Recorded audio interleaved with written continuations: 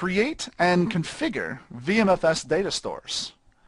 All right, so I promised you that this would be the second half of that last nugget's introduction to storage. And whereas in the last nugget we talked about creating those storage connections, this time we're going to spend our time working on the data stores themselves and how to create them and work with them and just manage all of the elements of those data stores.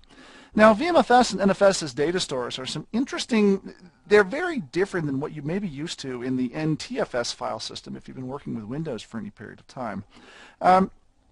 NFS it's a Linux-based data store, and it has some capabilities, but really it's defined or designed to be used as a data store for various purposes. And I think I mentioned in the last nugget that a lot of organizations use NFS data stores for the purposes of storing their ISO files, and occasionally in a virtual machine or two if you've got some particularly fast NFS storage.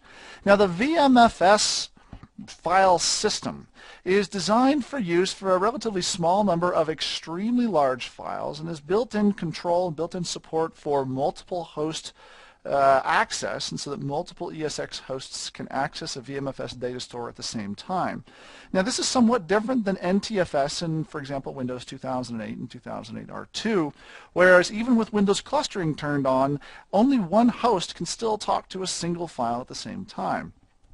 So VMFS, very specifically designed file system for use in virtual environments with, again, those very large files, not a lot of them, but lots of very large multi-gigabyte, sometimes even as much as a terabyte or percentages of a terabyte size.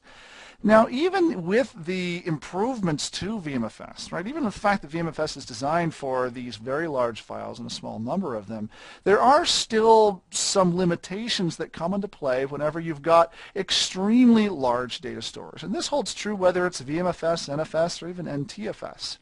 And a lot of this has to do with just simply the processes that you would have to go through in order to bring back or resurrect that data store, that volume, if you should experience some sort of volume-centric problem.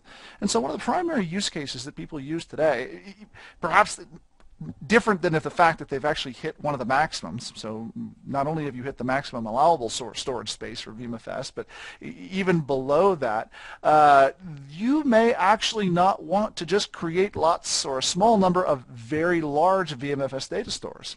Backing up those data stores can be challenging.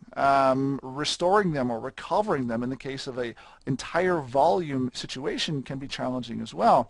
And so creating smaller numbers of data stores that are tuned to the size that fits both your ability or your need to put lots of virtual machines on them, and yet is still small enough that restoring them, recovering them is not going to be a very big problem.